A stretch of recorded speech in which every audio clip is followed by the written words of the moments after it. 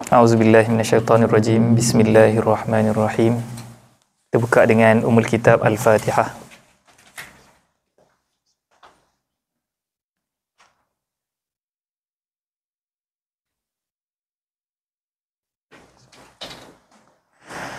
Alhamdulillahirabbil alamin wassalatu wassalamu ala asyrafil anbiya'i wal mursalin wa ala alihi wa sahbihi ajma'in. Subhanaka la ilma lana illa ma 'allamtana innaka antal alimul hakim.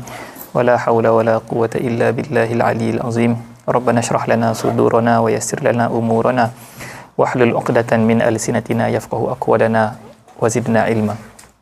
Jadi insya-Allah kita akan menyambung sesi pengajian kitab Syarhul Mahalli 'alal Waraqat fi Usulul Fiqh untuk siri yang ke-6 kan. Siri yang ke-6.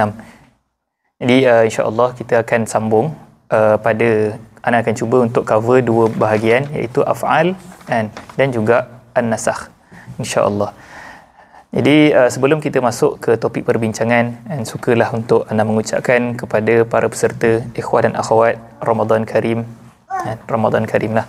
Kan, mana telah datang kepada kita sebuah bulan yang padanya diturunkan Al-Quran dan padanya ada Lailatul Qadar. Satu soalan trivia, tak adalah trivia. Untuk kita masuk sebelum kita bincang pasal Ramadan lah, sekadar untuk menghangatkan suasana. So Nabi Yusuf alaihi salam dia ada berapa adik-beradik?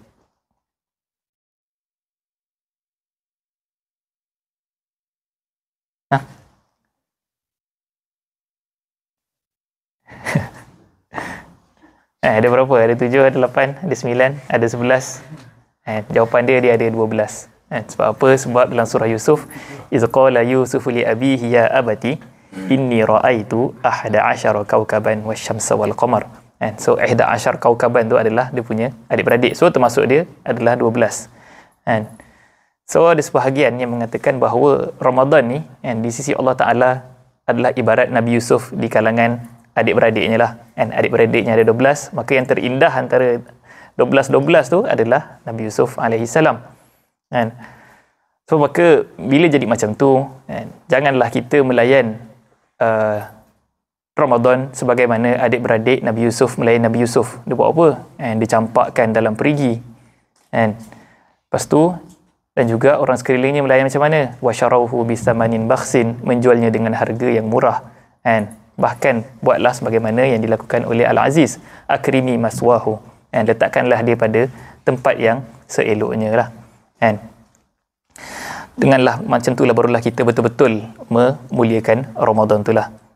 Mana hadis Nabi SAW sebut, man shama ramadana imanan wa ihtisaban ughfira lahu ma taqaddama min dhanbih. Maksudnya siapa yang berpuasa pada bulan Ramadan dengan penuh keimanan dan ihtisab, mengharap pahala dari Allah Ta'ala, Allah akan menghapuskan dosa-dosa kita yang telah lama. Dan juga puasa ataupun sebagaimana Ramadan ni tak lengkap tanpa puasa, ia juga tidak lengkap dengan qiyam. Sebagaimana Nabi SAW bersabda, man qama ramadana imanan wa ihtisaban ghufira lahu ma taqaddama min dhanbih. Siapa yang mendirikan ataupun maksudnya qiyamul lail lah, melakukan qiyamul lail sepanjang Ramadan ni dengan penuh keimanan dan ihtisab, maka Allah pun akan menghapuskan dosa-dosa dia lah. Dan semoga dengan Ramadan ni kita bolehlah menghidupkan syiar walladzina yabituna li rabbihim sujjadan wa qiyama, dan juga syiar kanu qalilan minal laili ma yahja'un wa bil ashari hum yastaghfirun, dan juga syiar tatajafa junubuhum 'anil madaji'i yad'una rabbahum khaufan wa tama'an wa mimma razaqnahum yunfiqun fala ta'lamu nafsum ma ukhfiya lahu min qurrati a'yunin jazaan bima kanu ya'malun. Maksudnya kalau kita tengok daripada ayat-ayat tu banyak lataif yang menarik dalam ayat berkaitan qiyamul lail, dan kita boleh menggambarkan macam mana Allah menggambarkan belakang badan orang-orang yang ashabu qiyamul lail, tatajafa junubuhum. Maksudnya dia nak baring, dia tak sedap baring. Tajafa ni maksudnya menjauh, junubuhum anil madaji'. Dan dia punya baring dia boleh baring, tapi dia tak rasa sedap untuk baring lama. kan. Sebab apa? Sebab rehat yang sebenar tu adalah pada qiyamul lail, kan. Mana orang yang ashabu qiyamul lail ni Allah Taala sebut kanu qalilan minal laili ma yahja'un, kan. Yahja' kan, haja' ni maksudnya tidur lah, kan. Waktu malam dia tidur sikit je, kan. Sebab apa? Sebab baki masa mereka, kan, dia orang mencari rehat yang sebenar, iaitu apa? Walladzina yabituna li rabbihim sujadan wa qiyama. Yubituna ni maksudnya mabit ni kita bermalam lah, kan.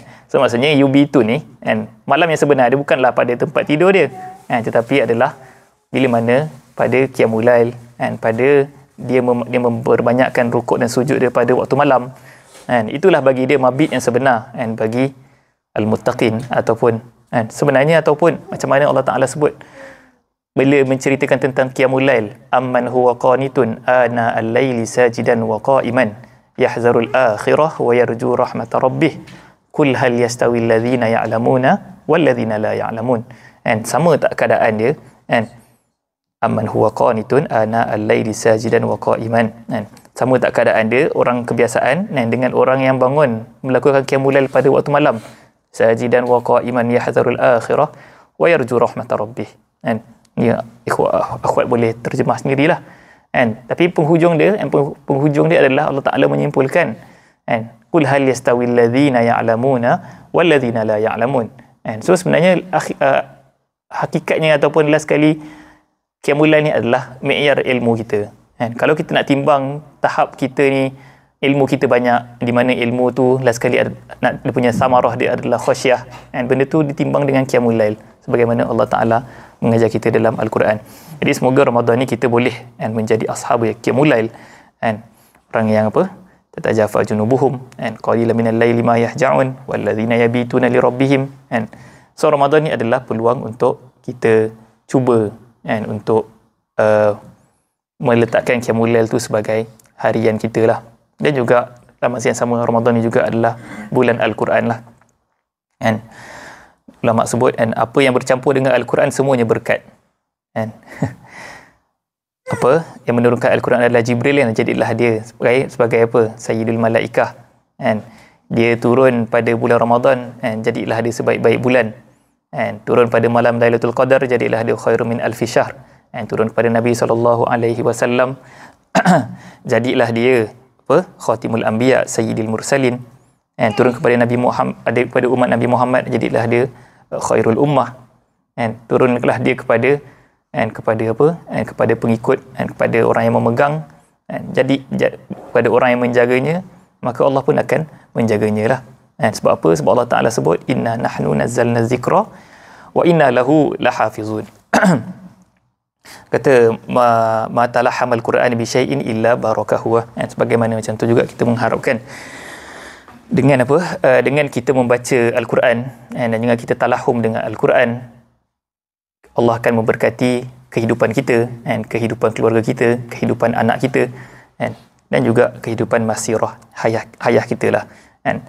Dan di antara juga, kan, kita apa? Cara kita untuk mendekati Al-Quran adalah dengan kita mempelajari ilmu usul fiqh ni lah, kan.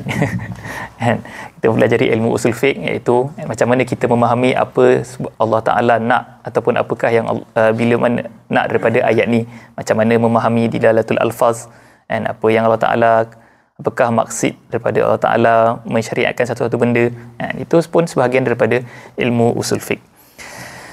Jadi ala kullin, berapa lama? 15 minit. Okey. Ala kullin, kan. Jadi insya-Allah kita akan cuba cover mana yang boleh dalam apa? Mana yang boleh dalam syarahul mahalli 'ala al-waraqat, di mana sekarang kita dalam perbincangan al-af'al, hadhi tarjamah. So bila mana bincang tentang al-af'al ni yang dimaksudkan adalah dengan af'alun Nabi sallallahu alaihi wasallam, and yaqsudu dilalati af'alin Nabi 'ala al-ahkam. Maksudnya perbuatan Nabi sallallahu alaihi wasallam, and mana satu macam mana kita nak memahami perbuatan Nabi, and mana satu perbuatan Nabi sallallahu alaihi wasallam yang memberikan hukum, and mana satu yang ada hukum, mana satu yang tak ada hukum, and jadi inilah yang kita nak bincang. Kenapa benda ni penting? And sebab apa? Sebab af'alun Nabi sallallahu alaihi wasallam dia ni lebih susah untuk ditatbikkan, lebih susah untuk kita nak memahami berbanding hadis Nabi SAW. Sebab hadis Nabi ni ada sirah, tapi af'alun Nabi ni dia tak ada sirah, yang ada adalah perbuatan dia.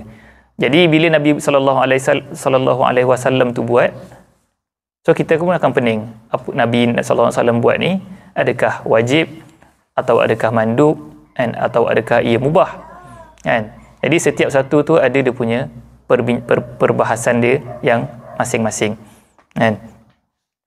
Sebagaimana alfaz ni, dia akan ta'tarihi awarid, maksudnya satu lafaz tu boleh jadi dia am, satu am tu boleh jadi dia adalah adakah amul makhsus ke, adakah al-am yuradu bihil khas ke, dan sebagainya, dan adakah am ni telah ada khusus dia ke, ataupun lafaz khas ni dia telah mengkhususkan lafaz am yang mana, itu lafaz, lafaz ni dikira kita boleh cari lagi, dia ada adawat dia, dan sebagainya, tetapi af'al ni dia susah, dia tidak macam lafaz, dia tidak macam alfaz.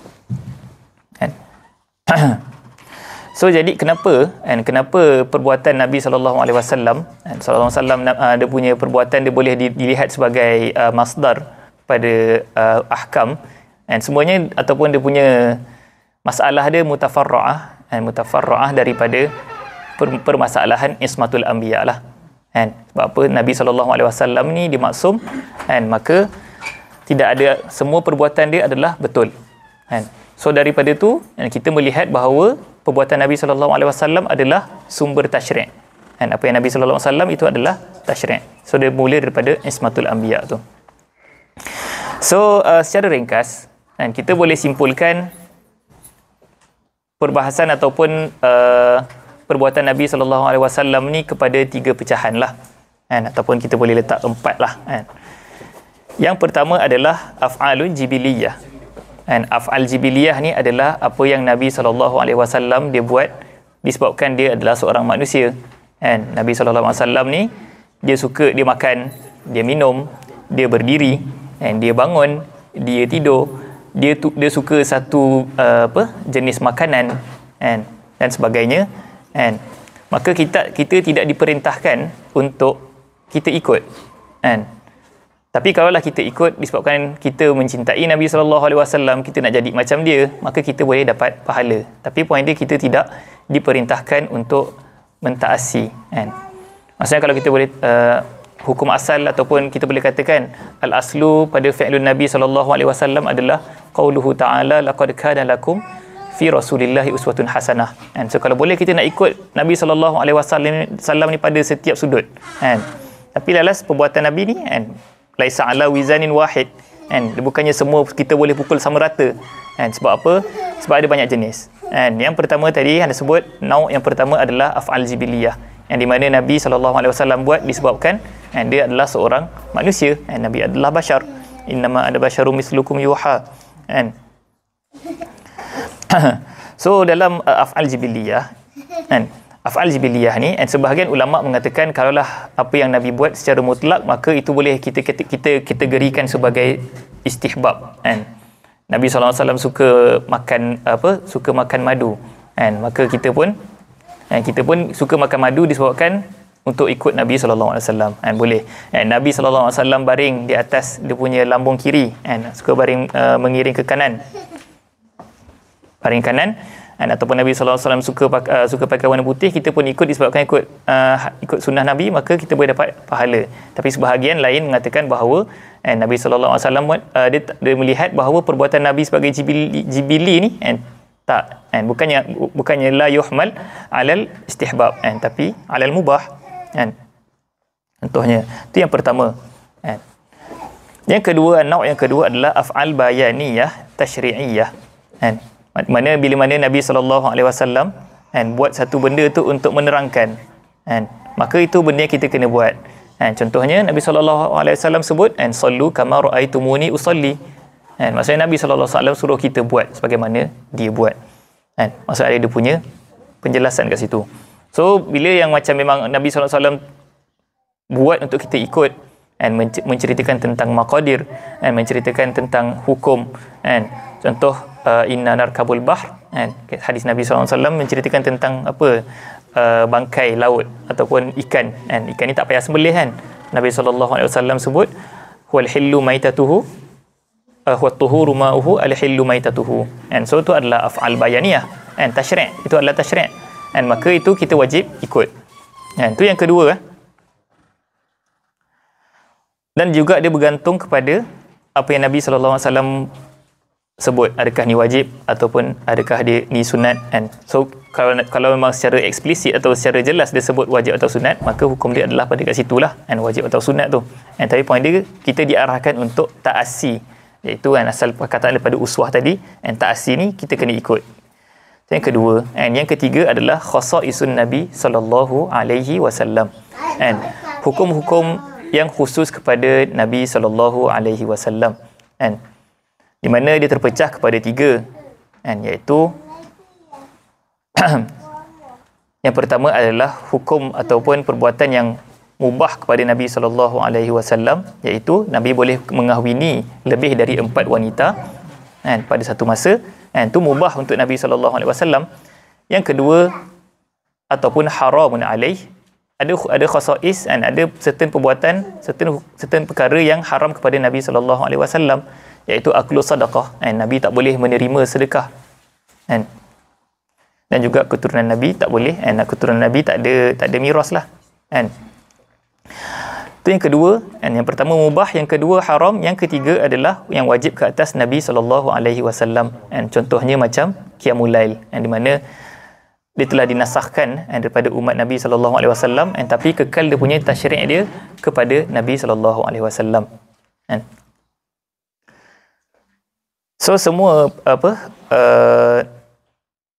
semua perbuatan, semua khasais Nabi SAW, kita mungkin boleh nak ikut pada sampai satu tahap, tetapi hukum dia takkan samalah. Contohnya kalau Nabi boleh mengahwini lebih dari 4, maka kita tak boleh. Limit dia adalah 4. Contoh aklu sadaqah, tadi tu kira mubah, tapi bagi kita untuk lebih pada tu tak boleh, ghairu mubah. Kita mungkin boleh tasyabuh pada sebahagian sahaja, tapi bukan pada hukum. Pada surah mungkin boleh ila haddin ma, contoh tadi, boleh kahwin lebih pada 4, kita tak boleh, kita boleh 4 sahaja. Yang kedua, ataupun haramun alaih, contoh aklu sadaqah, kita boleh ikut, tapi hukum untuk kita makan sedekah bukanlah haram. Kita mungkin boleh sekadar untuk kita nak warak, sekadar untuk kita nak menjaga kita punya ifah kita atau harga diri kita, maksudnya kita boleh ikut. Pada benda yang khasais ni kita boleh ikut, tapi hukum dia takkan sama dengan hukum ke atas Nabi SAW. Manakala yang wajib tadi, yang wajib ke atas Nabi SAW, qiyamul lail, dia tak wajib ke atas kita, tapi dia adalah sebuah sunnah lah. Dan juga khususiah Nabi SAW ni, dia tidak akan tersabit, melainkan la tusbitu, melainkan ada dalil yang menyebutlah, melainkan ada hadis, melainkan ada hadis lah, dan di mana ulama telah mengumpulkanlah khasais ni. Contohnya khasais kubra di Suyuti, ada juga dalam Asy-Syifa oleh Qadhi Iyad, dan juga ada dalam Syama'il Muhammadiyah oleh Imam Tirmizi. So maksudnya khasais ni kita sebagai umat dia, kita boleh ikut pada surah ila haddin ma, tapi hukum dia tidak akan sama dengan hukum Nabi SAW. Itu yang ketiga, khasais. Yang keempat adalah kalaulah kita tak tahu satu perbuatan tu adakah dia adalah adat ataupun dia adalah ibadah, kita tengok pada perbuatan tersebut. Maksudnya bila Nabi SAW buat satu benda ni, adakah benda ni dikira adat ke ataupun benda ni kira satu ibadat. Dia tengok kalaulah padanya ada wasful qurbah, kalaulah kat situ ada elemen menta'abud kepada Allah Ta'ala, maka ar-rajih dia adalah dia mutaraddid antara mandub dengan wajib. Tapi kalaulah memang bahat ataupun memang fully jibilli, contohnya macam Nabi SAW, dia suka makan madu ke, ataupun dia suka makan dubak. Dubak ni apa? Dubak ni kalau kita tengok, dia adalah sejenis sayur lah. Kalau tengok dari luar dia seakan-akan macam petola ke, ataupun labu sayung ke, bentuk dia macam labu sayung sikit, sayur tu warna hijau. So maksudnya kalaulah padanya tidak ada wasfu al-qurbah, dan maka dia antara dia hukum dia adalah antara mubah wal mandub wal wajib kan. Okey. Okey, ni adalah apa intipati lah daripada apa yang Imamul Haramain sebut ataupun Imam Mahalli menyebut al-af'al hadhihi tarjamah fi'lu sahibi syariah yakni Nabi sallallahu alaihi wasallam la yakhlu imma an yakuna ala wajhil qurbati wat ta'ati aw la yakun. Ini yang keempat tadi. Fa in kana ala wajhil qurbati wat ta'ah fa in dalla dalilun ala al-ikhtisas bihi yuhmalu ala al-ikhtisas ka ziyadatihi sallallahu alaihi wasallam fi nikahi ala arba'i niswah. So maksudnya ini adalah yang khasais tu kan. Seterusnya wa illam yadul la yukhtass bihi lianna Allah Ta'ala qala laqad kana lakum fi rasulillahi uswatun hasanah fayuhmalu 'ala al-wujubi 'inda ba'di ashabina fi haqqihi wa haqqina li'annahu al-ahwat kan. So maksudnya kalaulah tidak ada dalil yang menunjukkan satu perbuatan Nabi sallallahu alaihi wasallam kan, bukan pada khususiah Nabi sallallahu alaihi wasallam kan.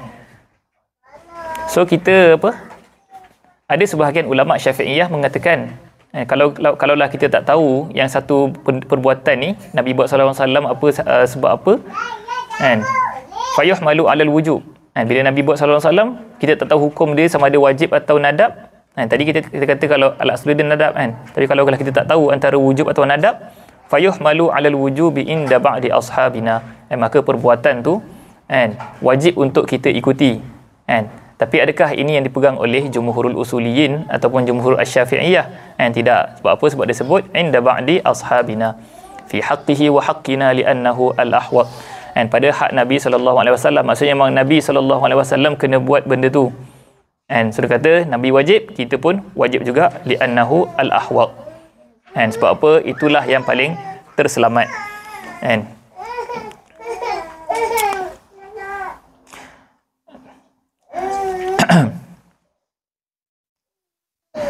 So maksudnya bila sebut tentang fayuhmalu 'alal wujub tadi kan, dia benda yang tak jelas. Kalaulah solat 5 waktu kan, maka dia adalah wajib kan. Kalaulah solat sunat kan, maka dia adalah sunatlah solat duha kan. Tapi ini benda yang kita tak tahu antara dua-dua kan, pertengahan kan, pertengahan antara wajib atau mandub atau mubah kan. Maka sebahagian pada ashabus Syafi'iyah kan, dia mengatakan bahawa hukum dia adalah al-wujub kan.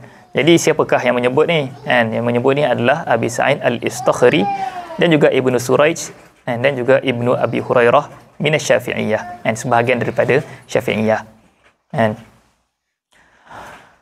So kenapa dia sebut li'annahu al-ahwat kan? Kenapa sebahagian Syafi'iyah dia boleh kata apa yang kita tak tahu antara wajib atau mandub ni hukum dia adalah wajib sebab al-ahwat. Sebab apa kan? Sebab dia kata dia lebih al-abra' li zimmah kan. Kita punya tanggungjawab lebih terlepas kalaulah kita mengatakan ia adalah al-wujub kan. Sebab apa? Sebablah kalaulah kita menganggap perkara tersebut adalah nadab ataupun kita menganggap perkara tersebut adalah mubah ke contohnya kan, tapi rupa-rupanya di sisi Allah Ta'ala fi waqi'il amr kan, benda tu adalah wajib kan. So maksudnya kita masih tidak terimtisal kan. So untuk terselamat maka kita nahmil 'alal wujub kan. Tapi itu adalah pandangan inda ba'di ashabi syafi'iyah kan.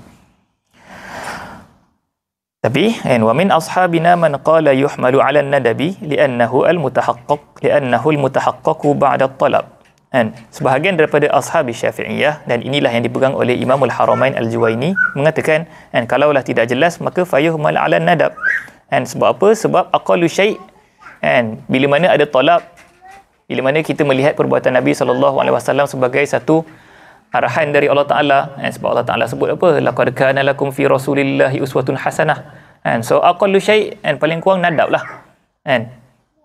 So sebab apa? Li'annahu al-mutahaqqaq ba'da talab kan. Wa minhum kan, ini adalah qaul Imamul Haramain, wa minhum man qala yatawaqqaf fihi kan. Tapi sebahagian lain yang mengatakan kan, sebahagian yang lain daripada Syafi'iyah mengatakan kan, dia tawakuf kan. Sebab apa kan?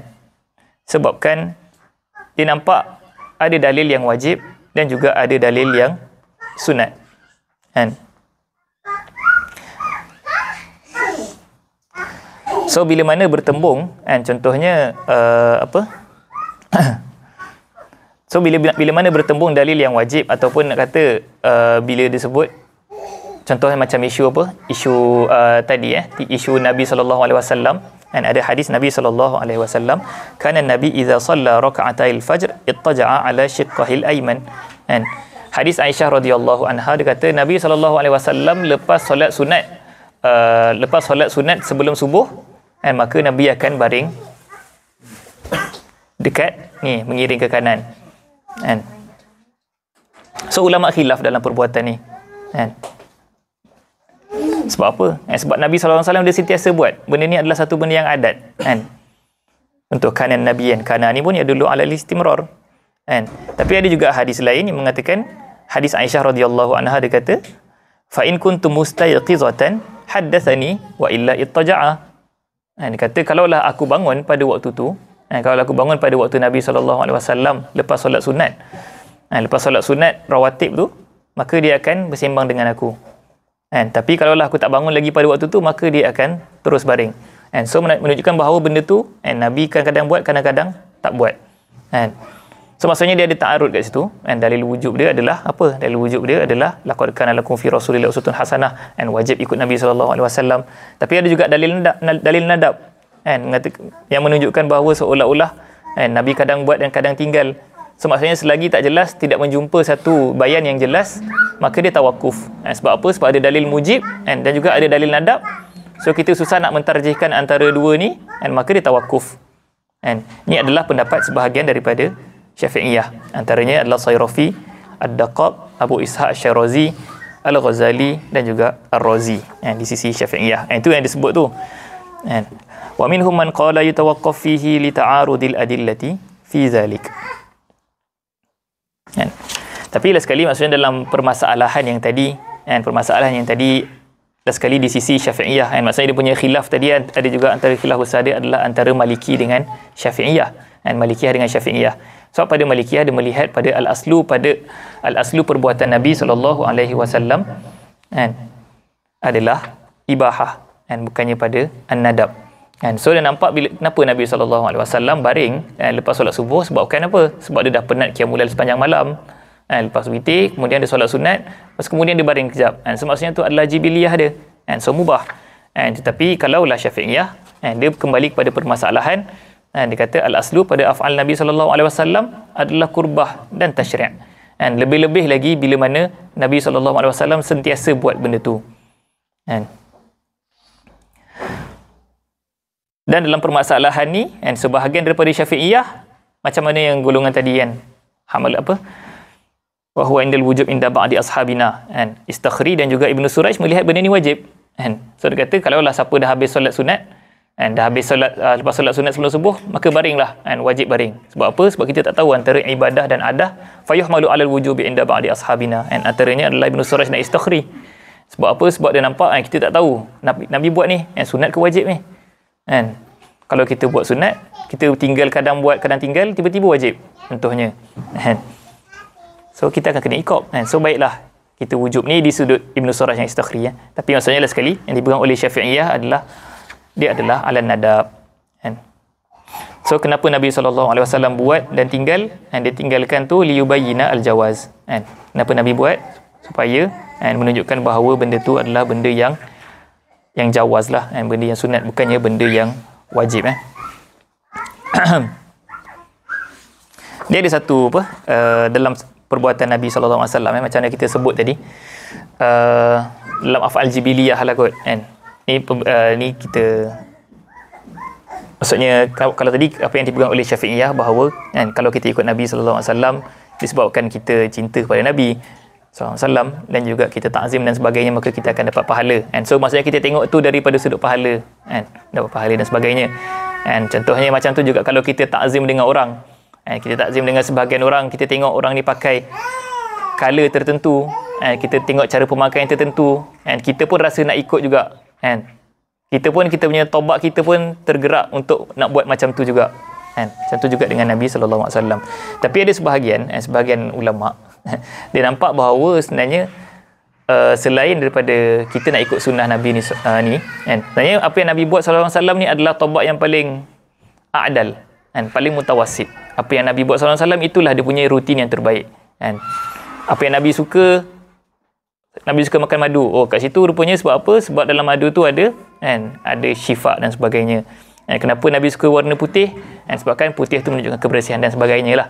Dan maksudnya bila mana Nabi SAW ni dia adalah role model, dan maka kita, kalaulah kita nak jadi macam Nabi, taklah macam Nabi, dan kalaulah kita punya taubat kita ni mustaqim, kan, maka kita ikutlah semua yang Nabi buat, kan, dari sudut tu. Sebab apa? Kalaulah itulah kuduah kita, kan, itulah kita punya contoh dan sebagainya lah, kan, selain daripada pahala yang tadilah, kan. So untuk menjadi kuduah ni, kan, jadi kuduah ni penting lah, kan. Laqad kana lakum fi rasulillahi uswatun hasanah, kan. Kita mungkin takkan jadi macam Nabi, mungkin confirm lah takkan jadi, kan. Mustahil, kan. Mustahil untuk jadi macam Nabi SAW, kan. Tapi maksudnya cukuplah untuk kita jadi 1/10 ke, kan, 1/100 pun, kan, dah cukup baik dah, kan, untuk diri kita dan untuk untuk umat kita lah, kan. Kata kita campak satu benda, kan, campak satu target tu untuk kita kejar, kan, paling kurang kita dapat sikit pun jadilah, kan. Okey, terus seterusnya, kan, qala al-muallif rahimahullah, wa in kana ala wajhi ghairi wajhil qurbati wat ta'ah fayuhmalu ala al-ibahati fi haqqihi wa haqqina, kan. So kalaulah dia tidak kalaulah ini perbuatan yang jibili, perbuatan yang tidak nampak, ghairi wajhil qurbati wat ta'ah fayuhmalu alal ibahah fi haqqihi wa haqqina. Maksudnya kita tak diperintahkan untuk ikut pun, kan, macam mana sebut tadi, kan.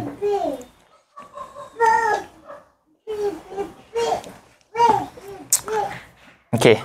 So ni tadi kita dah bincang, kan, banyak, kan, fayuhmalu. Okey. Di mana, kan, af'al jibiliyah dan sebagainya. Okey, seterusnya, kan, satu benda yang tak disebut dalam matan ataupun syarhul mahalli alal warakat ataupun matan warakat nafsuhu lah, kan, di mana dia tidak masuk dalam perbahasan Nabi punya tarak, kan, bila Nabi meninggalkan satu benda tu, kan, adakah bila Nabi SAW tak buat satu benda tu maksudnya menunjukkan benda tu haram, kan. Dia tidak semudah itulah, kan, dia tidak sesimpel itu, kan. Man ahdasa fi amrina ma laisa minhu fahuwa rad dan sebagainya, kan. Dia bukannya semudah itu, kan. Bukannya bila Nabi tak buat satu benda maka itu menunjukkan bahawa ini adalah sebuah bid'ah, kan, dan sebagainya, kan. Dia tak macam tu. So dalam usul fiqh, kan, dia di mana tarak ataupun bila Nabi meninggalkan satu benda, ini pun adalah salah sebuah bentuk bayan, kan, salah sebuah bentuk bayan penerangan. So sebagaimana af'alun Nabi SAW tadi ada apa? Ada jibili, ada tasyri'i, and macam tu juga tarak. Dan tarak ni pun bila Nabi meninggalkan satu benda tu pun dia juga ada faktor yang sama. Dan boleh jadi Nabi meninggalkan satu benda disebabkan dia tak biasa dengan benda tu, and dia tak gemar dengan benda tu, kan. Tu nama dia at-tark al-jibili lah, kan. Contohnya Nabi SAW, kan, dia tak makan apa, kan, dia tak makan bawang contohnya, kan. Sebab apa? Ada hadis Nabi SAW, man akala basalan aw thumman fala yaqrubu masajidana contohnya, kan. Sebab apa? Sebab bau dia, kan, bau dia Nabi tak bau dia tidak menyenangkan. Sebab apa? Sebab Nabi SAW, inni unaji man la tunajun, kan. Kenapa aku tak makan bawang? Sebab apa? Sebab aku akan bermunajat dengan orang yang kau tak bermunajat dengannya. Dengan siapa? Dengan Jibril, kan. Jibril datang turunkan wahyu, kan. Maka malaikah, kan, macam ada hadis Nabi SAW sebut, innal malaikah tata'azza juga, kan, dengan raihah yang bau busuk ni. So antara sebab tu Nabi tak makan basal contohnya. Dan juga Nabi tak makan dhab, kan, makan dhab. Dan siapa pernah makan mandi dhab, kan, ana pun tak pernah. Tapi Nabi tak makan dhab ni bukannya sebab maksudnya haram ke, dan sebagainya, tapi disebabkan hadis Nabi SAW, disebut dia sebut walakinnahu lam yakun bi ardi qaumi faajiduni uafihu, a'afuhu, kan. Maksudnya dia kata Nabi SAW sebut, kata dhab ni tak ada dekat tempat aku, kan. Ada sekali tu, kan, ada orang menghadiahkan dhab kepada Nabi SAW. Orang ni datang daripada Najd, ardun Najd. Najd ni kat mana? Najd ni kalau sekarang dekat Riyadh lah. Kalau Nabi SAW sekarang ni ada antara Mekah dengan Madinah kan. So dekat Mekah Madinah ni tak ada dhab tu. Tapi orang bagi hadiah bagilah dhab untuk dimakan. Tapi Nabi dia tak makan benda tu sebab apa? Sebab dia tak biasa nak makan benda tu. Bukannya sebabkan benda tu kotor ke ataupun haram dan sebagainya. Tapi sebabkan dia tidak biasa. Tu masuk dalam kategori at-tark al-jibilli lah. Apa dia?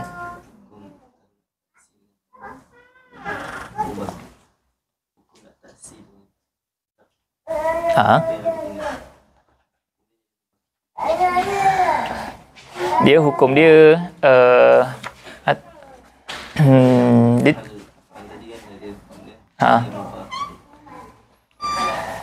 dia untuk kita tinggalkan tak pasti. So antaranya juga at-tark yang lain juga adalah at-tarku al-khasu bihi, tark yang khusus kepada Nabi SAW, termasuk dalam khasais, iaitu Nabi tak boleh makan sedekah. Maksudnya benda itu terpakai hanya pada Nabi SAW. Dan juga ada juga tark at-tashri'i, dan inilah yang paling kita kena ambil berat, iaitu tark tashri'i, di mana Nabi SAW sebut bila mana Nabi SAW dia tak buat azan dan iqamah pada solat raya, pada solat kusuf, pada solat jenazah, pada solat qiyamul lail, wa tarkul jahri bi solati zuhur, dan juga bila mana Nabi tidak jahar dalam solat zuhur. Pada zaman Umayyah, Umayyah menjadi khalifah, dia cuba, dia pernah mencadangkan, dia pernah cuba untuk apa? Untuk melakukan azan untuk pada solat Aid, pada solat raya, tapi ashabun Nabi SAW, para sahabat, dia menghalanglah, janganlah buat benda ni sebab ini termasuk dalam benda yang Nabi tak buat, yang tak boleh buat tuhnya. Dan juga ada juga tark, selain daripada tark tashri'i, ada juga tark yang Nabi meninggalkan satu benda tu. Nabi meninggalkan satu benda disebabkan ada sebab tertentu, di mana bila tak ada sebab tu, maka bolehlah untuk buat benda tu. Contohnya adalah hadis Nabi SAW, bila mana Nabi nak membina Kaabah di atas Qawaid Ibrahim. Apa beza Kaabah sekarang dengan Kaabah Qawaid Ibrahim? Beza dia adalah macam mana Kaabah ala Qawaid Ibrahim ni pintu dia dekat bawah. Tapi kalau Kaabah sekarang pintu dia atas sikit kan. Ni adalah Kaabah yang dibina pada zaman Quraisy. So Nabi SAW disebut, kalaulah laulah hadis qaumuka bil kufr, tak ingat dia punya matan dia, tapi dia kata Nabi SAW sebut, aku akan bina Kaabah ni atas Qawaid Ibrahim, sebagaimana Nabi Ibrahim dahulu nak bina Kaabah. Tapi kalaulah kalau Nabi buat pada waktu zaman tu, nescaya maksudnya Nabi nampak benda tu boleh menjadikan orang kembali kepada kekufuran, so maka Nabi tinggalkan. Tapi seruan tu ataupun hadis Nabi tu SAW disambut oleh Abdullah bin Zubair. Abdullah bin Zubair, kira ni dah panjang sikit cerita dia, dah lama sikit zaman dia tu, Abdullah bin Zubair, kini kira pada zaman Imam Malik ataupun sebelum zaman Imam Malik sikit. Dia Kaabah tu dibina di atas Qawaid Nabi Ibrahim. Sebab dia ada isu antara Abdullah bin Zubair dengan Hajjaj bin Yusuf As-Saqafi. Ni ada khilaf antara salaf lah.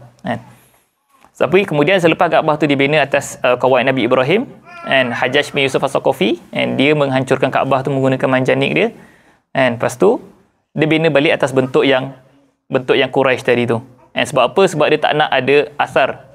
Asar orang memberontak di atas dia punya pemerintahan dia. So dia mengembalikan dia kepada bentuk yang sebagaimana asal pada zaman Quraisy tu. Sampailah ke Khilafah Abbasiyah. Khilafah Abbasiyah, salah seorang khalifah ni, anda tak pasti khalifah yang mana, mungkin dia punya muassis dia, tak silap nama muassis dia hidup pada zaman Imam Malik, Abdullah As-Saffah. Dia jumpa pada Imam Malik, apa pendapat engkau kalaulah Kaabah ni aku runtuhkan, aku buat sebagaimana yang Nabi nak buat, atau ala Qawaid Ibrahim. Tapi last sekali Imam Malik dia sebut apa? La taj'alul Ka'bata lu'batan lil muluk. Janganlah jadikan Kaabah ni kau punya permainan politik lah. Sebab apa? Sebab kalau dia buat macam tu, nanti orang datang selepas dia nak hancurkan pula. Sebab apa? Sebab nak menghilangkan asar-asar khilafah ataupun asar-asar yang bertentangan dengan dia punya kerajaan dia lah. Walaupun benda tu ni, tapi dia nampak kat situ ada permainan politik kat situ, tak apalah, tinggalkanlah, tak payahlah buat jadikan Kaabah ni permainan muluk. Ada juga, dan juga macam mana Nabi SAW tak bunuh Abdullah bin Sabah. Sebab apa? Hadis Nabi SAW sebut dan kata dia takut daripada Allah yahdusun nas anna Muhammadan yaqtulu ashabah, supaya orang tak mengatakan bahawa Nabi ni membunuh sahabat-sahabat dia. So ni antaranya lah, ni antaranya. Ni sekadar untuk bagi satu gambaran umum, di mana bukannya semua yang Nabi SAW tinggalkan tu adalah sebuah tasyri', tapi dia kena tengok juga adakah dia jibilli ke, adakah dia tasyri'i ke, ataupun Nabi SAW tinggalkan dengan sabab ke, dan sebagainya lah. Maksudnya boleh ni lah, sekadar untuk kita melengkapkan bab al-af'al lah, mana at-tark ataupun meninggalkan satu perbuatan juga adalah salah satu bentuk af'al. Okey. So seterusnya adalah al-iqrar. Iqrar ni adalah taqrir man yasma'uhu yaqulu syai'an. Okey. Wa iqraru sahibi syari'ati sallallahu alaihi wasallam 'ala al-qawli min ahad huwa qawlu sahibi syari'ah, ay ka qawlihi sallallahu alaihi wasallam, wa iqraruhu 'ala al-fi'li min ahadin ka fi'lihi li'annahu ma'sumun an yuqirra ahadan 'ala munkar. مثال ذلك إقراره صلى الله عليه وسلم أبا بكر على قوله بإعطاء سلب القتيل قاتله، وإقراره خالد بن الوليد على أكل الضب متفق عليهما. وما فعل في وقته صلى الله عليه وسلم في غير مجلسه وعلم به ولم ينكره فحكمه حكم ما فعل في مجلسه، كعلمه بحلف أبي بكر رضي الله عنه أنه لا يأكل الطعام في وقت غيظه ثم أكل لما رأى الأكل خيرا kama yu'khadhu min hadis Muslim fil at'imah. So kita masuk ke perbincangan ikrar. Maksudnya ikrar ni mana Nabi SAW dia tidak menyebut untuk buat satu benda ni, ataupun Nabi SAW dia tidak buat pun benda ni, tapi kita faham daripada dia punya daripada Nabi punya reaksi, ataupun Nabi tidak mengingkari benda tu, kita memahami dia sebagai apa? Huwa qawlu sahibi syariah. Bila mana Nabi diam dan ataupun Nabi mengatakan dia setuju, ataupun Nabi buat perbuatan yang menunjukkan seolah-olah dia setuju, maka itu adalah qaulu sahibi syariah. Wa iqraruhu 'ala al-fi'li min ahadin ka fi'lihi li'annahu ma'sumun an yuqirra ahadan 'ala munkar. Sebab apa? Sebab Nabi sallallahu alaihi wasallam sekali Nabi ni maksum apa yang dia buat semua betul, termasuk juga dia punya ikrar pun adalah ikrar pada benda yang betul. So benda yang salah, Nabi SAW dia tidak akan senyap, pasti dia akan ingkar lah. So contohnya, apa contohnya? Dia ada dua lah. Kalau kita tengok ikrar ni ada dua bentuk yang disebut oleh muallif, satu ikrar bil qaul dan juga ikrar bil fi'il. Ikrar bil qaul ni adalah contoh kisah i'ta'is salab. Ni adalah kisah pada hadis Abi Qatadah Al-Ansari radhiyallahu anhu dalam perang Ghazwah Hunain. Ghazwah Hunain ni berlaku pada 8 Hijrah lah. So berlaku adat muslimin pada waktu bilangan muslimin pada waktu tu lebih banyak pada bilangan musyrikin, berlakulah perang dan sebagainya, berlakulah perang di mana muslim pada awalnya dia merasa gurur macam mana Allah Taala sebut,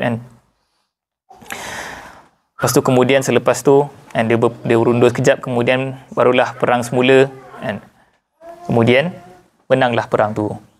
So tapi dalam cerita dia adalah pada Abu Qatadah ni, dalam perang tu dia bunuh orang, dia bunuh musuh lah, dia bunuh musuh. Kemudian dalam hadis dalam Muwatta', mungkin kita akan hafal pada satu masa nanti pada hadis Abi Qatadah. So dia bunuh orang, kemudian dia tinggalkan, dia pergi perang, dan sebab dia pergilah bila dia bunuh seorang ni, kemudian dia pergi ke tempat lain yang terus perang dan sebagainya. Pada hujung lepas habis perang tu, Nabi SAW sebut, faqala Rasulullah sallallahu alaihi wasallam, man qatala qatilan lahu alaihi bayyinatun falahu salabuhu.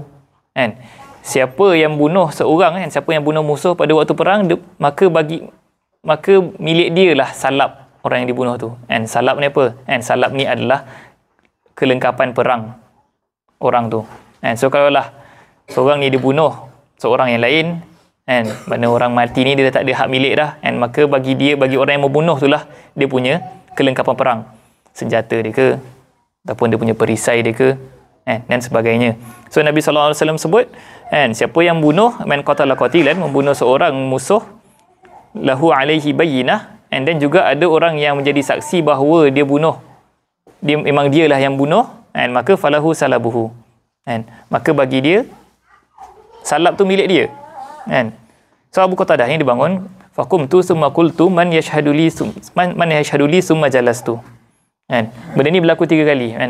Abu Qatadah ada sebut, aku ada bunuh orang ni, ada tak orang yang nak jadi saksi yang aku ni, jadi saksi yang aku ni membunuh orang untuk dapatkan salab dia ni. 3 kali benda tu berlaku. Lepas tu kemudian bila benda tu dah berlaku berulang kali, Nabi SAW sebut, malaka ya Abu Qatadah, kenapa ni, apa isu kau ni Abu Qatadah ni, kenapa 3 kali kau buat macam ni. So dia kata, so dia pun menceritakanlah apa yang berlaku, aku ada bunuh orang dan sebagainya. Lepas tu datanglah seorang rajul, datanglah seorang ni yang ada menjadi saksi pada waktu tu. Dia kata, sadaqa ya Rasulullah, wa salaba dhalika al-qatil indi fa'ardihi anhu ya Rasulullah. Dia kata Muhammad ni ataupun Abu Qatadah ni betul, dia ni bunuh orang, tapi dia punya perisai dia ataupun dia punya salab dia ada kat aku. Dia kata fa'ardihi anhu ya Rasulullah, maksudnya tolonglah, bagilah aku radikanlah aku untuk ambil salab ni wahai Rasulullah. Sebab apa? Sebab mungkin nampak tepi jalan dan sebagainya, dia ambil dia ambil. So maka fa'ardihi anhu ya Rasulullah. Tapi Rasulullah diam, tapi yang bangun pada waktu tu Abu Bakar As-Siddiq. Dia sebut, la ha'allahi idh la ya'midu ila asadin min usudillah yuqatilu anillahi wa rasulihi fayu'tika salabahu. Maksudnya takkanlah Abu Bakar kata, aku takkan benarkan engkau untuk ambil salab ni, untuk ambil tinggalan perang ni. Disebabkan apa? Sebab salah seorang singa daripada singa-singa Allah dah berperang, dah bunuh orang dan sebagainya, dah bunuh musuh dan sebagainya, tiba-tiba engkau pula nak ambil dia punya tu, kau pula nak ambil benda tu, nak ambil dia punya salab dia tu. Maka selepas tu Nabi SAW sebut, faqala Rasulullah SAW, sadaqa fa'atihi iyahu. So ikrar dia bentuk macam tu, ikrar bil qaul tadilah. Maksudnya Nabi SAW dia tak sebut apa pun. Abu Bakar yang sebut. Abu Bakar sebut, kau ni punya tak malu ke, orang dah perang semua, tiba-tiba kau ambil dia punya barang dia dan kau nak minta untuk halalkan. Dan Nabi SAW sebut, sadaqa fa'atihi iyahu. So hadis dia lepas tu, fa'atanihi fabi'tu dir'a fashtaraitu bihi makhrafan fi bani Salamah fa innahu li awwali malin ta'assaltuhu fil Islam. So Abi Qatadah ada sebut, kemudian aku ambil lah dia punya perisai tu. Lepas tu kemudian aku jual perisai tu dan aku beli dengan apa? Dengan harta yang dapat daripada tu, aku beli satu kebun dekat Bani Salamah lah. So point dia adalah pada ikrar Nabi SAW. So kemudian yang kedua adalah ikrar bil fi'il, macam mana Nabi SAW, kisah yang kita sebutkan tadi dalam aklud dhab, bila mana Nabi diberikan hadiah dhab, Nabi dia tak makanlah dhab tu. Sebab apa? Sebab tak ada dekat situ. Tapi siapa yang makan? Khalid Al-Walid yang makan. Khalid Al-Walid yang makan. Kata kalau pada ikut hadis tu, dia kata fajtarartuhu fa'akaltuhu wa rasulullahi yanzur. Maksudnya aku, Nabi tak makan, akulah yang makan. Bila mana aku makan tu, Nabi SAW dia tengok. So tu adalah ikrar bil fi'il. Mana Nabi SAW dia tengok je dia makan, dan dia cuma tak selera, tak kena dengan dia punya tabak dia.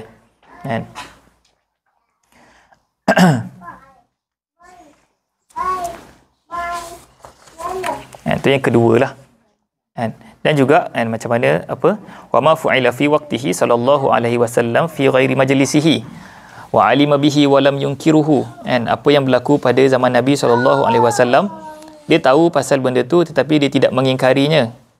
Fa hukmuhu hukmu ma fu'ila fi majlisihi. So hukum perbuatan tersebut adalah hukum seperti mana benda tu berlaku di depan Nabi sallallahu alaihi wasallam. Ka'ilmihi bi halafi Abi Bakr radhiyallahu anhu annahu la ya'kulu ta'ama fi waqti ghaizihi, ila akhir ayat. So dia ni nak cerita pasal apa? Ni cerita pasal macam mana Nabi ikrar, macam mana benda ni berlaku bukan depan mata Nabi sallallahu alaihi wasallam, tapi khabar tu sampai kepada Nabi sallallahu alaihi wasallam. So kisah dia adalah kisah hadis Abu Bakar yang disebut dalam Sahih Muslim. And so cerita dia ataupun dia punya ringkasan dia adalah Abu Bakar As-Siddiq radhiyallahu anhu, dia apa? Dia cakap kepada anak dia, Abdul Rahman, Abdul Rahman, kita malam ni ada tetamu, aku ni ada syughul, aku nak jumpa Nabi SAW, mungkin sampai lewat malam. So bila tetamu ni datang, bagilah dia makan. Ni makanan dah jahiz ni, nanti kau hidang je lah dekat diorang. Datanglah tetamu tu. Tetamu tu datang. Lepas tu Abdul Rahman ni pun dia cakap, dia kata okey, ni silakan makan, makanan dah sedia, dan Abu Bakar ni, ayah aku sibuk, dia akan balik lambat. Tapi tetamu ni dia cakap, dia kata kita orang tak akan makan makanan ni selagi mana Abu Bakar tak ada. Selagi mana tuan rumah ni tak ada, aku tak akan makan. Lepas tu dia cakap lah, kata Abu Bakar ni seorang yang tegas. Kalaulah kau tak makan, aku dengan kau dua-dua akan ada masalah, akan kena masalah. Kata tak ada, macam tu jugalah. Selagi mana tuan rumah tak datang, aku tak akan makan. So sampailah Abu Bakar radhiyallahu anhu, Abu Bakar Siddiq balik, dia panggil anak dia. Dia panggil anak dia. Dia kata dia panggil anak dia berkali-kali lah. Dia kata, kau ni dah bagi belum makanan kepada tetamu aku? Dia panggil dengan suara yang kuat lah. Sampaikan dia sebut dengan kata yang berat lah, ya ansar ke apa. Faqala ya Ghunsar. Faqala ya Ghunsar. Kalau ikut terjemahan dia, maksudnya adalah kata yang keras lah. Aqsamtu alayka in kunta tasma'u sauti illa ji'ta. Dia panggil anak dia berkali-kali, tapi anak dia sembunyi. Dia kata kalau kau dengar suara aku, baik kau turun sekarang. Dia cakap kat Abdul Rahman ni. Dia kata kau dah bagi belum makanan kat diorang ni? Dia kata aku dah suruh diorang makan, tapi diorang tak nak makan. Diorang tak nak makan, tak percaya kau pergi tanya sendiri tetamu ni. Tak percaya pergi tanya sendiri diorang. Sampai dia datang ke tetamu dia, dia kata kata kenapa kau tak makan? Kata kita orang tak akan makan selagi kau tak ada. So dia kata, dia pelik lah. Lepas tu dia cakap lah, ya Allah, teruknya lah malam ni.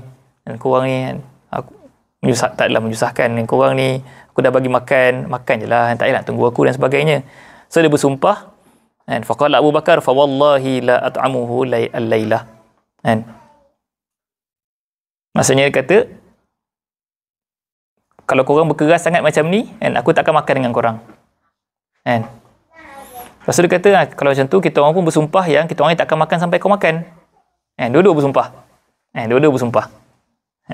Qala fama ra'aituka syarikal lailah qattu wailakum ma lakum la taqbalu anna kirakum. Qala summa qala amal ula fa minasyaitan halummu kirakum. Lepas tu kemudian bila dua-dua dah bersumpah, dia kata apalah masalah kau orang tak nak makan. So tak apalah, aku batalkan sumpah aku, jomlah kita makan sekali. Faji'a bi ta'ami fasamma fa'akala wa akalu. Kemudian datanglah makanan tu, maka dia orang pun makanlah sekali. Falamma asbaha ghada 'ala Nabi sallallahu alaihi wasallam faqala ya Rasulullah barru wa hanistu. Jumpa pada Nabi sallallahu alaihi wasallam, wahai Nabi sallallahu alaihi wasallam, dia orang ni telah memenuhi sumpah dia orang, iaitu dia orang ni hanya akan makan lepas Abu Bakar makan. Tapi aku telah melanggar sumpah aku disebabkan aku kata aku tak akan makan. Sebab ada dalam hadis tadi disebut, kata sebenarnya dia nampak bahawa ukutan ataupun sumpah dia tu adalah datang daripada syaitan, maka dia batalkan sumpah tu lah. So dia jumpa Rasulullah SAW pada esoknya, dia kata, ya Rasulullah barru wa hanistu. Mereka ni telah memenuhi sumpah, tapi aku telah melanggar sumpah aku. Tapi Nabi SAW sebut, qala fa akhbarahu faqala bal anta abarruhum wa akhyaruhum. Kau ni lagi baik daripada diorang, dan juga kau ni telah membuat seolah-olah itu adalah ikrar daripada Nabi SAW kepada tindakan Abu Bakar bahawa itu tindakan yang betul lah. Tindakan untuk melanggar sumpah pada waktu tu, itu adalah tindakan yang betul. Itu adalah bentuk ikrar Nabi SAW pada benda yang bukan berlaku pada depan mata dia, tapi khabar tu sampailah. Sebab apa? Sebab Abu Bakar menceritakan tentang sumpah dia tu, kemudian Nabi ikrar. So ada tiga bentuk ikrar. Yang pertama ikrar bil qaul, ikrar bil fi'il, dan juga yang tadi ikrar yang fi ghairi majlisihi lah, wa alimahu, ataupun wa ballaghuhu. kan. Itu adalah antara contoh-contoh lah kan pada al-af'al. Seterusnya adalah perbincangan berkaitan dengan nasakh kan. So nasakh ni kan, secara ringkasannya ataupun secara umum dia menceritakan tentang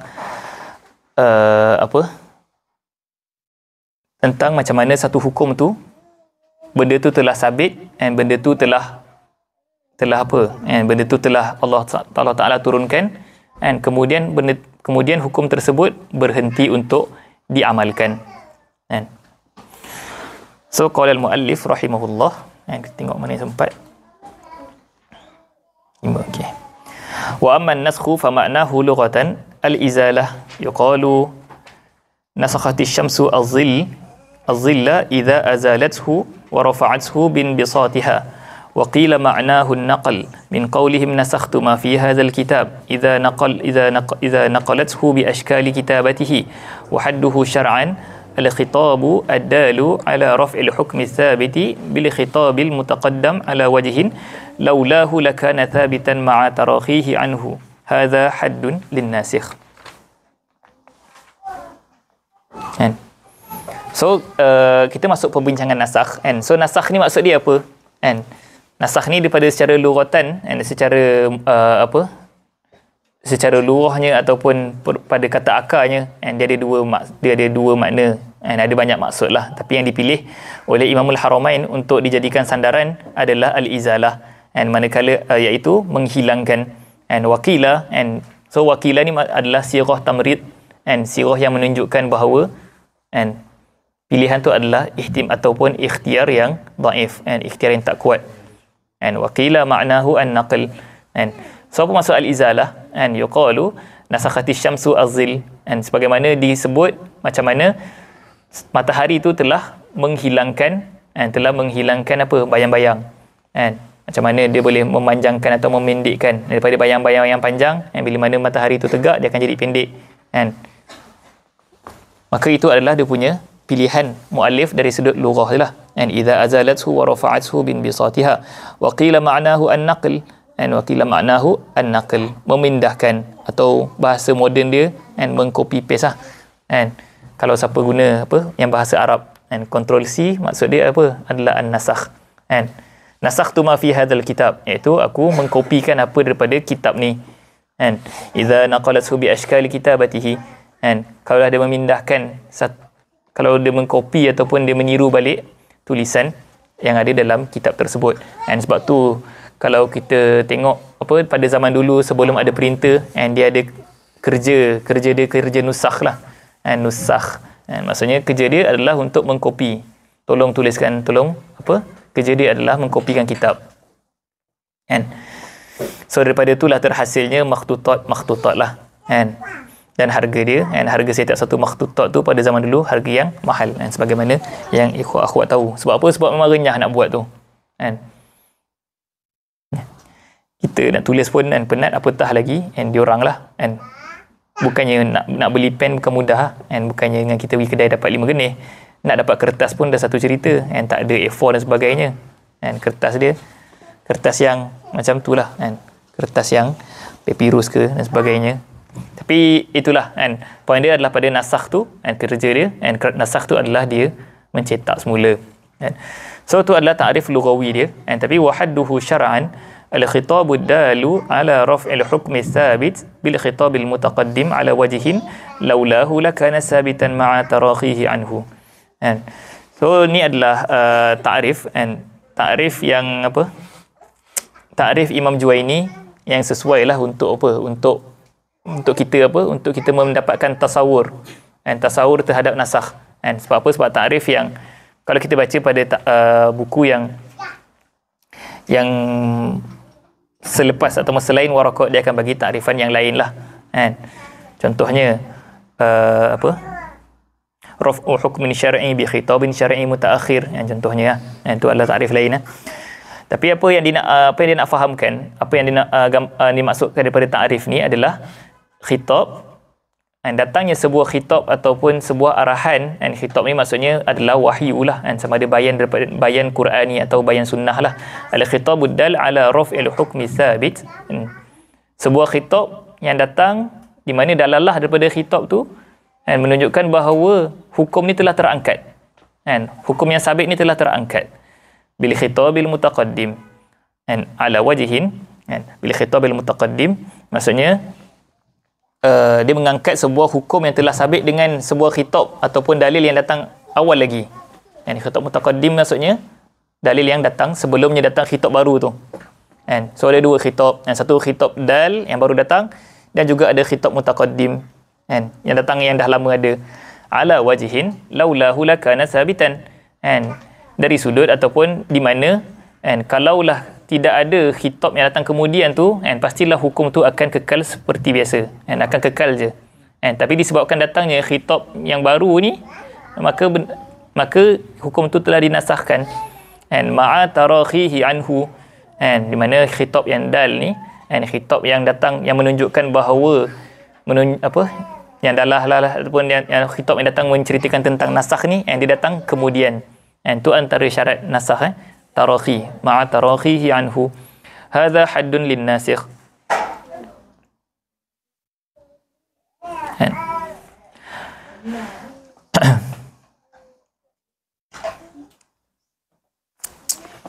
Okey.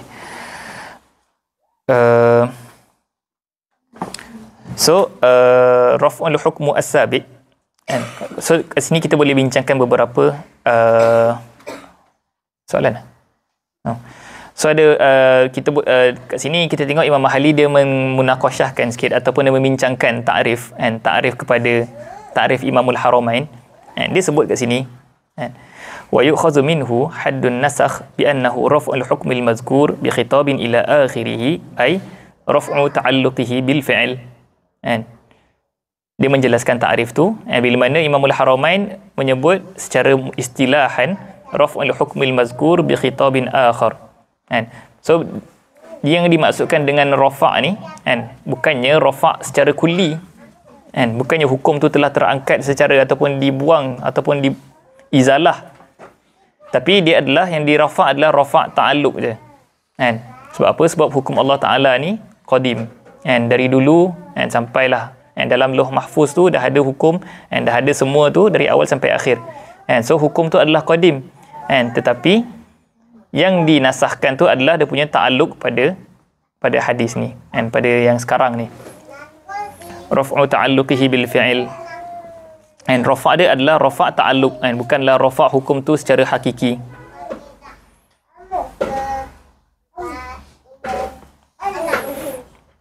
Dan juga fa kharaja bi qawlihi as-sabit bil khitab raf'ul hukmi as-sabit bil bara'ah al-asliyah ay adamu taklif bi syai'.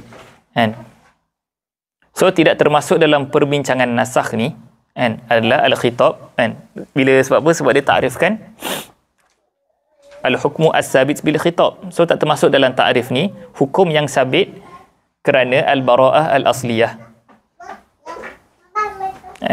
Apa maksud bara'ah asliyah? Semua orang tahu al-aslu bara'atu zimmah. Al-aslu kita ni kita tidak ada apa-apa kewajipan. Al-aslu kita tak payah solat. Itu bara'ah asliyah. Tapi bila datangnya solat, bila datangnya sampainya Isra' Mi'raj, Allah turunkan kefarduan solat, tiba-tiba kita kena solat. Jadi solat tu tidak dikira sebagai nasakh kepada bara'ah asliyah tu. Macam mana puasa. Macam mana contoh kalau puasa pertama yang diwajibkan pada umat Islam adalah puasa hari Ashura. Tapi sebelum tu bara'ah asliyah adalah tak payah wajib puasa. So kewajipan untuk puasa pada Ashura tu bukanlah nasakh kepada bara'ah asliyah. Dia tak masuk dalam perbincangan tu. Sebab apa? Sebab nasakh ni perbincangan dia adalah menasahkan hukum yang disabitkan dengan khitab. Bila mana ada khitab datang mengisbatkan hukum, kemudian datang khitab baru menasahkan hukum, maka itulah nasakh. Khitab baru datangkan hukum baru, maka itu adalah nasakh.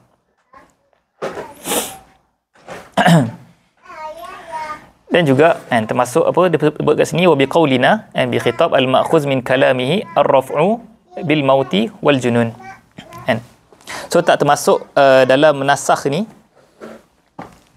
tak termasuk dalam nasakh ni perkara ataupun hukum yang terangkat kerana hukum akal. Contohnya orang yang mati ataupun orang gila, kan terangkat daripada dia hukum-hukum lain. Dia dah jadi tak wajib solat, dia dah tak ditaklifkan. So adakah menunjukkan bahawa pada waktu tu hukum solat telah dinasahkan untuk dia? Tidak. Sebab apa? Sebab kefarduan tu dia bersangkut kepada syarat taklif, iaitu dia tak ada akal. So tak termasuk dalam nasakh lah. Walaupun dia punya madlul dia ataupun dia punya hasil dia sama, iaitu hukum tu tak terpakai pada dia, tapi dia tak terpakai tu bukannya kerana datangnya khitab baru, tapi disebabkan hukum akli tu, iaitu dia tak ada ataupun dia tak ada syarat untuk taklif, iaitu akal dia tak ada lah.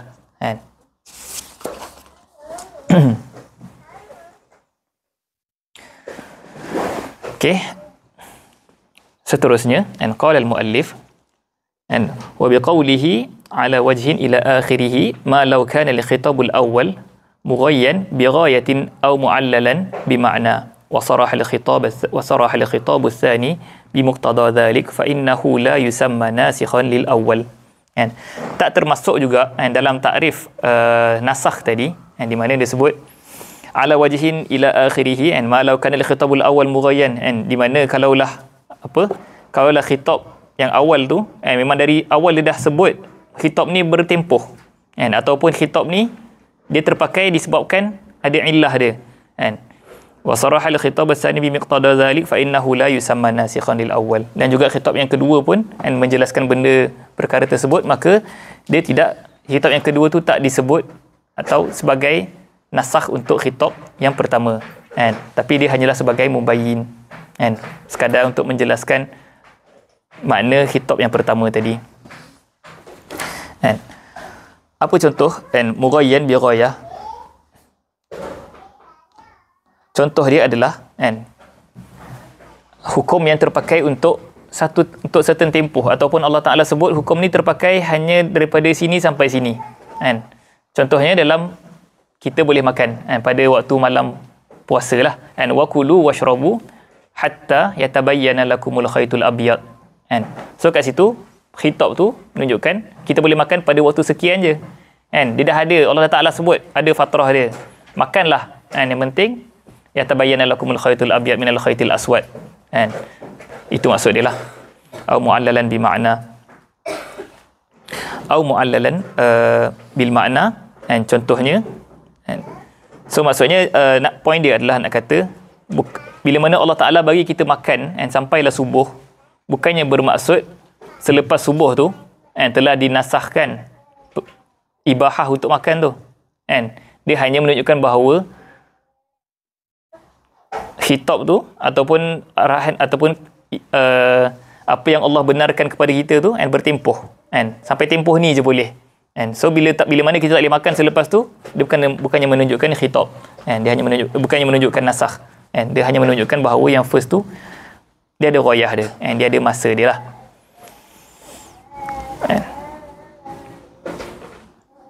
Macam tu juga dalam isu kahwin ataupun tolak Cina buta lah. Tolak Cina buta. Tolak Cina buta ni apa? Dia dah talak 3 kali, bainunah kubra, tolak 3 kali. Lepas tu kemudian dia dah tak boleh rujuk balik dah. Habis nak rujuk tu macam mana? Fala tahillu lahu hatta tankiha zawjan ghairah. So point dia nak kata dia punya pengharaman dia tu, dia tak boleh mengahwini bekas isteri dia kecuali lah selepas isteri dia kahwin dengan orang lain. So maksudnya bila mana dia dah boleh kahwin balik tu, adakah menunjukkan bahawa telah nasakh pengharaman tu? Taklah. Dia hanyalah menunjukkan bahawa khitab tu ada ghayah dia, ada tempoh dia, hatta tankiha zawjan ghairah tu lah. So maksudnya itu tak termasuk dalam perbincangan nasakh. Lepas tu satu bi ghayah au mu'allalan bi ma'na. Mu'allalan bi ma'na ni maksudnya di mana pengharaman tu adalah ada dia punya illah dia. Contohnya qauluhu ta'ala idza nudiya lis-salati min yaumil jumu'ah fas'au ila dzikrillahi wa dzarul bai'. Kan? Kalaulah bila mana dah berdiri ataupun bila mana telah dikumandangkan azan yang kedua pada solat Jumaat, kan, pada waktu tu, kan, tak bolehlah nak jual, kan, sepatutnya tak bolehlah nak jual tembikai pada waktu tu, kan. Patutnya tak boleh nak jual tembikai ke slipper ke tasbih, kan, tak boleh berjual belilah, kan, pada waktu tu, kan, melainkan kalau penjual tu perempuan contohnya, kan, ada dia punya perbahasan dalam fiqh, kan. So kalau ikut Syafi'iyah, kan, kalau ikut Hanabilah dengan Malikiyah, dia mengatakan bahawa hukum jual beli pada waktu solat Jumaat tu adalah terbatal, kan, tak sah hukum jual beli tu. Sebab apa? Ta'ziman li huquqillahi ta'ala. Kan, tapi kalau Syafi'iyah, kan, dia kata hukumnya, kan, hukum jual beli pada waktu tu, kan, hukumnya adalah sah dan sahih ma'al isim. Kan. Sebab apa? Dia kembali kepada kaedah usuliyah apa? Kan, kita dah lalu sebelum ni, kan, halin nahyu yadullu ala fasadil anhu mutlaqan aw la yadullu ala fasadil manhi anhu. Kan, bila mana Allah larang tu adakah menunjukkan fasad satu benda tu ataupun tidak. Kan, tapi Syafi'i kata, kan, benda ni dia tak terpakai kat sini. Sebab apa? Sebab maksud ataupun bila siap khitab Allah pada ayat ni menunjukkan bahawa, kan, bukannya nak mengatakan kira ayat ni bukan pada muamalat, kan, tapi dia adalah pada siap ibadah dan pada ta'zim hukukillah lah, kan. So dia kata kat situ jihad dia munfakah. And jihad dia munfakah maksudnya dia tak terpakai pada isu muamalat tapi dia terpakai pada isu ibadat itulah. Okay, ala kullin, kan. Tapi nak kata kat sini, and izanu diya lis-salati min yaumil jumu'ah ila dzikrillahi wa zarul bai'. Kan. So maksudnya kat situ Allah mengharamkan untuk jual beli pada waktu tu. Kan. Tapi selepas habis solat Jumaat, kan, jual belilah macam biasa, and fantashiru fil ard. Kan. So maksudnya pengharaman tu, and pengharaman jual beli tu dia ada makna kat situ, kan? Ataupun khitab yang turun untuk mengharamkan jual beli tu makna dia adalah supaya adamul insyighal bil jumaah, kan, supaya kita tak tertinggal solat Jumaat, supaya kita boleh dengar khutbah dan sebagainya. Itu dia punya tujuan dia, kan. So bila dah tercapai, kan, selepas habisnya, kan, bila dah habis solat Jumaat, maka jual belilah macam biasa. So kebenaran untuk jual beli selepas tu bukanlah nasakh. Itu poin dia, kan. Fa idza qudiyatis shalah fantashiru fil ardi min fadlillah. Fala yuqalu idza qawluhu ta'ala fa idza qudiyatis shalah fantashiru fil ard nasikhun lil awwal bal bayyana ghayat at-tahrim. Macam tu juga, wa kadza qawluhu ta'ala wa hurrima 'alaikum saydul barri ma dumtum huruma. Maksudnya bila mana dalam keadaan ihram, maka pada waktu tu kita tidak boleh untuk berburu, tapi selepas kita tahallul Allah Taala sebut wa idza halaltum fastadu.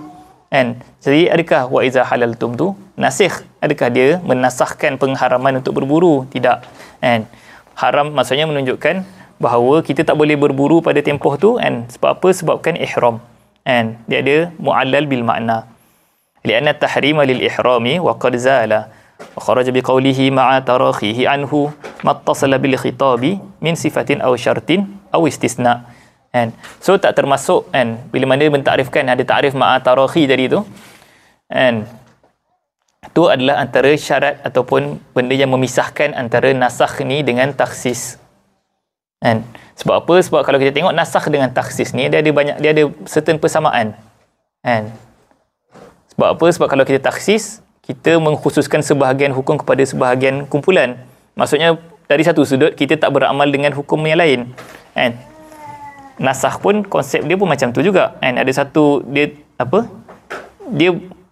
merafakkan ataupun dia tidak beramal dengan certain hukum juga, So apakah yang boleh membezakan antara nasakh dengan takhsis? Antara dia punya perbezaan dia adalah tarakhi, mattasala bil khitab min sifatin aw syar' aw istisna.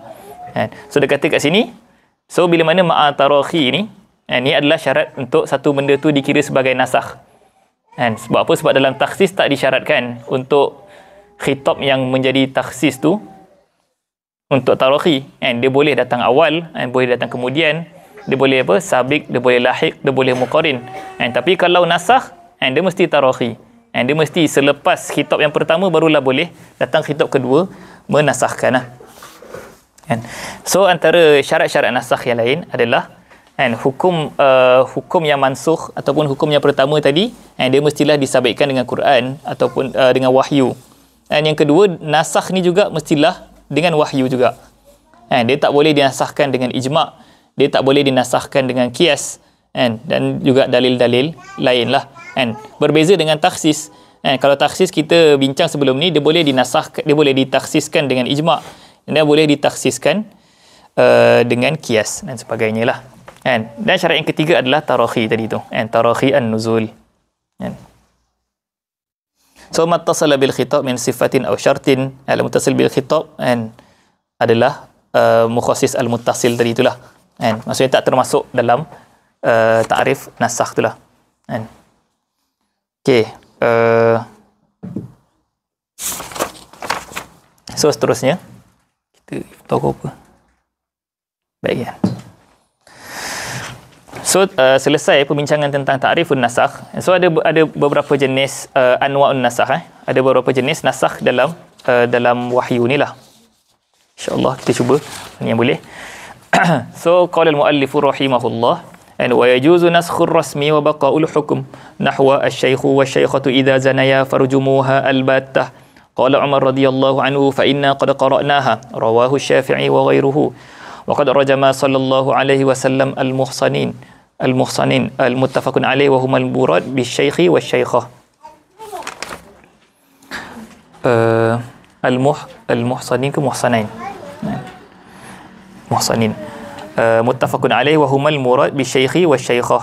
Wa naskhul hukmi wa baqa'ir rasmi nahwa walladzina yatawaffawna minkum wa yazaruna azwajan wasiyatan li azwajihim mata'an ila al-hawli nusikha bi ayatin yatarabbasna bi anfusihinna arba'ata ashhurin wa 'ashara.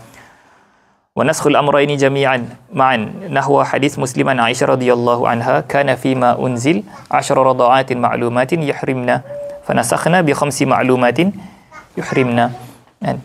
So kat sini dia membincangkan beberapa ada jenis nasakh lah, ada 3 lah. Yang pertama adalah raf'un nas'i ma'a baqa'il hukmi, di mana nas ni telah dinasahkan, dia punya ayat tu dah tak ada, ayat Quran tu dah tak ada, tapi hukum dia ada. Yang kedua, raf'ul hukmi ma'a baqa'il nas, maksudnya dia punya istilah dia boleh berbeza daripada kitab oleh kitab. Contohnya naskhul hukmi ma'a baqa'i tilawah dan sebagainya, tapi tak apa, nak ikut ibarah yang mudah je lah. Raf'ul hukmi ma'a baqa'in nas, iaitu hukum kekal, hukum terangkat, hukum tu telah dinasahkan tapi dia punya nas dia masih ada, dan inilah yang paling banyak berlaku lah. Yang ketiga, raf'un nasi wal hukmi ma'an, dua-dua dinasahkan, hukum nasakh, nas pun dinasahkan. Jadi sebelum tu Al-Quran, Al-Quran ni dia ada lebih kurang 6,000 lebih ayat lah. So 500 lebih daripadanya adalah ayatul ahkam, ala ikhtilafin bainal ulama lah. Ada yang mengatakan 400 lebih, ada yang kata 500. Dan setiap satu daripada ayat Al-Quran ni, dia mesti akan dia ada hukum-hukum yang khusus kepada ayat-ayat Al-Quran ni. Dan juga nasakh ni dia tidak akan berlaku pada akhbar. Berlaku maksudnya, contohnya bila mana Allah Taala menceritakan tentang kisah Nabi Musa, kisah Nabi Yusuf dan sebagainya, maka akhbar ni dia tidak akan nasakh. Sebab apa? Sebab akhbar ni yahtamilu as-sidqu wal kazib. Bila mana kalau berlaku nasakh pada akhbar, menunjukkan bahawa ada ihtimal kazib pada Allah Ta'ala lah. So akhbar ni dia tak akan nasakh, yang akan nasakh hanyalah pada hukum. So antara hukum-hukum berkaitan dengan Al-Quran adalah at-ta'abbud bil qira'ah. Kalaulah kita baca ayat Quran, walaupun ayat tu telah dinasahkan hukumnya, maka kita akan tetap mendapat pahala. Yang kedua, kita wujubul amal bi ahkamiha, kita wajib beramal dengan hukum-hukum Al-Quran yang tak dinasahkan. Yang ketiga, hukum dia hurmatul mashi lil junub wal haid. Haram untuk orang yang junub ataupun orang haid ni untuk memegang mushaf lah. So maksudnya apa-apa, walaupun satu ayat tu telah dinasahkan dia punya hukum dia, telah dinasahkan dia punya nasahkan hukum, tapi nas dia ada, maka hukum dia adalah hukum Al-Quran lah. So anwa'un nasakh ada 3 jenis. Yang pertama adalah raf'un nasi ma'a baqa'il hukum. Maksudnya ayat Quran tu telah kan, ayat Quran tu telah diangkat ataupun telah dinasahkan tapi hukum dia masih ada kan. Macam mana macam mana yang disebut, yang diriwayatkan dalam hadis, asy-syaikhu wasy-syaikhatu idza zanaya farjumuhuma albattah kan. Asy-syaikhu wasy-syaikhah ni maksudnya kalaulah suami ataupun orang lelaki yang berzina dengan perempuan yang berzina, kedua-duanya telah muhsan iaitu telah pernah berkahwin, bila mereka berzina maka rejamkanlah mereka. Irtafa'a at-ta'abbud biha fi shalah walakin baqiya al-hukum. Maksudnya kita tak boleh baca dalam solat sebab dia dah tak dikira sebagai al-Quran tetapi hukum dia ada walakin baqiya al-hukum. Macam mana kita tahu hukum ni kekal? Ini adalah diriwayatkan antara hadis Umar Al-Khattab dalam Muwatta, disebut ayyuhan nas qad sunnat lakumus sunan wa furidat lakumul faraid wa turiktum 'ala al-wadihati illa an tadillu bin nasi yaminan wa shimalan wa daraba bi ihda yadayhi 'ala al-ukhra thumma qala iyyakum an tahliku an ayati ar-rajm an yaqula qa'il la najidu haddaini fi kitabillahi faqad rajama Rasulullah sallallahu alaihi wasallam wa rajamna والذي نفسي بيده لولا أن يقول الناس زاد عمر بن الخطاب في كتاب الله تعالى لكتبتها الشيخ والشيخة فرجموها البتة فإنا قد قرأناها. Maksudnya Umar Al-Khattab sendiri menyebut dia kata ringkasan daripada hadis tadi adalah janganlah mengatakan bahawa haddur rajam ni benda yang Nabi tak buat. Dia kata kalaulah laula an yaqula an-nasu zada Umar bin Al-Khattab fi kitabillah, kalaulah aku takut ataupun tak nak orang mengatakan Umar Al-Khattab tambah ayat Quran dalam Quran, pastilah aku dah menulis asy-syaikhu wasy-syaikhatu farjumuha albattah fa inna qad qara'naha. Sebab apa? Sebab kami pernah membacanya, ia adalah sebahagian daripada Al-Quran dan juga menunjukkan bahawa benda ni tidak dinasahkan. Sebab apa? Faqad rajama Rasulullah sallallahu alaihi wasallam wa rajamna. So maksudnya walaupun tak ada dalam nasakh, walaupun tak ada tak ada dalam ayat Al-Quran, walaupun tak ada dalam ayat Al-Quran, tapi benda tu dia punya hukum dia masih mustamir, hukum dia tidak dirafakkan sekali lah. Sebab tu maksudnya maksudnya satu lafitah ataupun satu nilah. Kenapa amal Ahlul Madinah ni adalah sebuah asal yang kuat di sisi mazhab Maliki? Sebab dia adalah amal yang mutawatir, amal yang berterusan daripada zaman Nabi SAW sampailah ke zaman Imam Malik tu. Menunjukkan walaupun boleh jadi satu mungkin tak sampai khabar dan sebagainya, tapi mustahil untuk amal tu tiba-tiba berlaku. Maksudnya dia ada sandaran dia jugalah. Bukannya datang dari kosong, bukannya hanya ijtihad sebahagian ulama, tapi dia ada sandaran. Dia adalah salah satu bentuk mutawatir maknawi, salah satu bentuk lah. Okey, itu satu, raf'un nas ma'a baqa'il hukum, di mana nas tu telah diangkat tapi hukum dia kekal. Yang kedua adalah raf'ul hukmi ma'a baqa'in nas, hukum terangkat tapi nas Quran dia kekal. Dan inilah ulama menyebut inilah aksarul anwa'i wujudan. Inilah yang paling nasakh, bentuk nasakh yang paling banyak berlaku lah. So contohnya apa? Walladzina yutawaffawna minkum wa yazaruna azwajan wasiyatan li azwajihim mata'an ilal haul. Allah Ta'ala sebut dalam Al-Quran, siapa yang kematian suaminya maka hendaklah dia duduk dekat dalam rumah mata'an ilal haul. Haul ni berapa lama? Haul ni adalah setahun. So al-aslu iddah untuk perempuan yang mati zawjah dia, mati suami dia punya iddah dia adalah setahun. Haul. Tapi telah dinasahkan biqaulihi ta'ala walladzina yatawaffawna minkum wa yazaruna azwajan yatarabbasna bi anfusihinna arba'ata ashhurin wa ashra. Dia telah dinasahkan dengan ayat Allah Ta'ala yang kedua itulah. Jadilah iddah dia adalah 4 bulan 10 hari. Dan juga wa qauluhu ta'ala, itu contoh yang tadi, contoh yang pertama, maksudnya dia masih kekal, ayat tu masih kekal, tetapi hukum dia dah dimansuhkan. Ataupun contoh yang kedua, Allah Ta'ala sebut kutiba alaikum idza hadara ahadakumul maut in taraka khairanil wasiyah lil walidain. Allah Ta'ala sebut bila mana kamu nak mati, kalaulah kamu masih ada harta, maka wasiatkanlah ia kepada mak ayah kamu. So ayat tu kita baca dalam surah Al-Baqarah. Kita ingatkan benda tu boleh diamalkan, tapi tak. Sebab apa? Sebab Allah Ta'ala telah meletakkan mak ayah kita ni dalam ayat mawaris kan. So maksudnya ayat tu telah dimansuhkan dengan ayatul mawaris kan. So apakah hukum ataupun apakah function kan, kenapa Allah mengekalkan kan, kenapa Allah mengekalkan nas tu lagi kan, sedangkan hukum tu dah tak terpakai kan. Antaranya adalah macam mana sebut tadi kan, apakah hukum-hukum Al-Quran kan. Yang pertama adalah kalau kita baca kita dapat pahala kan, dan juga terpakailah hukum-hukum kat situ kan, yang haid dan junub kan, tak boleh sentuh. Dan juga dalam masa yang sama menunjukkan macam mana rahmat Allah Ta'ala kepada hamba dia kan, daripada apa nasakh tu nasakh yang pada susah menjadi lagi mudah. Contoh macam isu iddah isteri tadi kan, daripada setahun jadi 4 bulan lah kan, contohnya. Dan juga ada Allah Ta'ala sebut macam mana dalam surah Tasli'ana, surah At-Taubah atau surah Al-Anfal, ya ayuhan nabiyyu harridil mu'minina 'alal qital in yakum minkum 20 sabiruna yaghlibu mi'atain kan.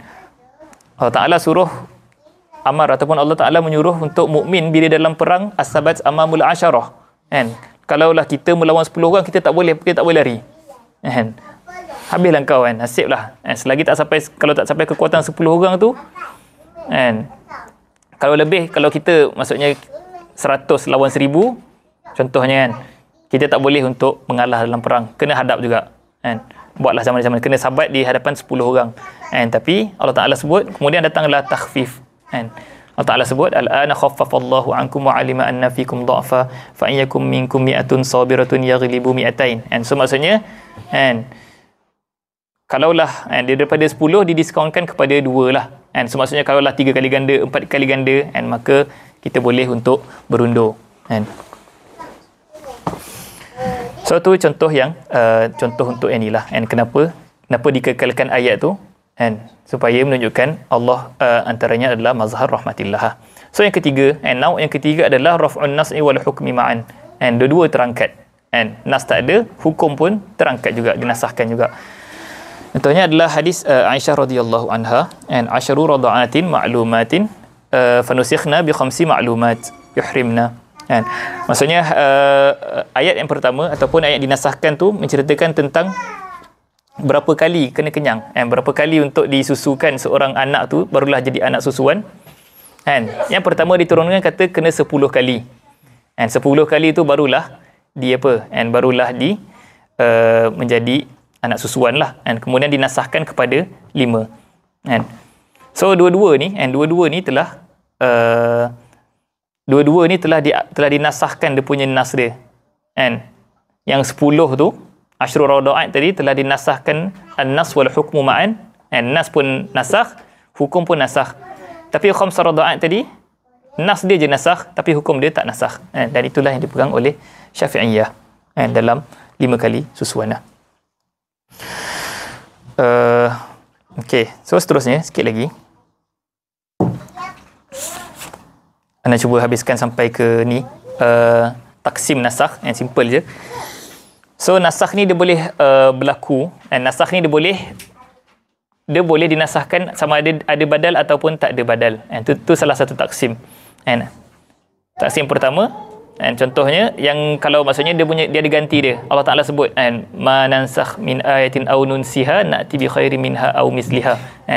Maksudnya kat sini ada dia punya badal dia nasakh ni dia boleh berlaku ada badal dan boleh juga berlaku tak ada badal contoh yang ada badal pertama tadi iddatul mutawaffa anha daripada setahun, badal dia adalah 4 tahun 10 bulan sabat untuk kekal di medan perang depan 10 badal dia adalah cukuplah untuk kekal cukuplah untuk 2 sabat amal asyarah kepada isnain daripada 10 kepada 2. Yang ketiga kiblatul bait kiblatul baitul maqdis tahwil kiblah daripada solat menghadap pada Baitul Maqdis digantikan badal dia adalah ke Kaabah lah. Dan juga boleh juga berlaku dari kepada nasakh yang tak ada badal contohnya dalam surah Al-Mujadalah, ya ayyuhallazina amanu idza najaitumur rasula faqaddimu baina yaday najwakum sadaqah bila mana siapa yang nak bernajwa ataupun ingin berbincang dengan Nabi SAW secara personal maka hukum yang Allah turunkan dalam surah Al-Mujadalah adalah kena berikan sedekah Sebab apa? Sebab Nabi ni orang yang sibuk, Nabi SAW orang yang sibuk, dan maka kenalah bagi sesuatu supaya kita menghargai masa itulah. Tapi kemudian dinasahkan, Allah Ta'ala sebut, ashfaqtum an tuqaddimu baina yaday najwakum sadaqat. So dia telah dinasahkan tanpa ada badal. So maksudnya siapa yang ingin bermunajat ataupun ingin bernajwa dengan Nabi SAW, maka dia tak payah untuk bagi badal pun. Itu satu, sama ada itu dari bentuk badal ataupun tak ada badal. Yang kedua adalah juga nasakh ni boleh jadi digantikan dengan hukum yang lagi berat, ma huwa aghlaz wa ila ma huwa akhaf, dan juga boleh juga hukum ganti dia tu musawi, bukan lagi berat, bukan lagi ringan, sama level. So contoh untuk badal yang hukum yang lagi berat, contohnya apa? Contoh untuk puasa pada bulan Ramadan. So puasa bulan Ramadan ni, pensyariatan puasa ni dia bukannya berlaku secara turun ayat Quran terus puasa sebulan, taklah.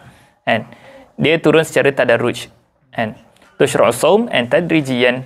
Allah Ta'ala sebut kutiba alaikumus siyamu kama kutiba alal ladzina min qablikum la'allakum tattaqun ayyaman ma'dudat. So maksudnya tu memang pensyariatan puasa, tapi pada awal pensyariatan tu Allah bagi pilihan. Siapa nak puasa, tapi siapa yang tak mampu puasa maka bayarlah fidyah. Ni pada awal lah. Ni pada awal pensyariatan. Kemudian dinasahkan dengan qauluhu ta'ala wa antasumu khairul lakum. Kalaulah kamu puasa tu lagi inilah lagi baik. So pada selepas turun ayat tu, maka terus disyariatkan untuk puasa selama sebulan lah. So menunjukkan bahawa boleh untuk berlaku badal yang lebih aghlaz. So kenapa? Maksudnya Allah Ta'ala sebut ma nansakh min ayatin aw nunsiha na'ti bi khairin minha aw misliha. Allah Ta'ala sebut kalau nak ganti mesti Allah akan ganti lagi baik daripada yang sebelumnya. Tapi ni macam lagi berat ni. So maksudnya nak kata yang baik itu bukanlah yang baik di mata kita. Yang baik itu adalah yang baik di mata Allah.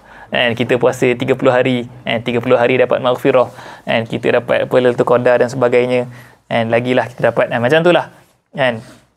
Ada juga maksudnya kalau yang baik, kalaulah yang baik tu semua yang di mata kita, maka kita tak jauh beza pada Mu'tazilah lah. Mu'tazilah pun kata wajib kepada Allah Ta'ala tu untuk buat satu yang as-salah wal aslah. Allah wajib buat yang terbaik. Tapi terbaik di sisi apa? Contohnya jadi kalau Asy'ariyah dia kata al-husnu ma hassanahu syari' wal qubhu ma qabbahahu syari'. Mi'yar dia adalah apa yang Allah Ta'ala susunkan, walaupun buruk di mata kita, itulah yang terbaiknya. Al-muhim, itu adalah badal kepada satu benda yang lagi berat, ma huwa aghlaz, dan juga boleh juga kepada wa ila ma huwa akhaf. Dan inilah yang banyaknya berlaku lah, pada yang lagi ringan lah. Contohnya macam disebut tadi, daripada iddah setahun kepada iddah 4 bulan, daripada as-sabat untuk kekal di hadapan 10 orang, cukuplah untuk kekal di hadapan 2 orang. So maksudnya kalau tentera 200 lawan 600, itu dia punya had maksima dia lah. Kalau lebih daripada tu contohnya, maka tentu kita dah boleh untuk berundur.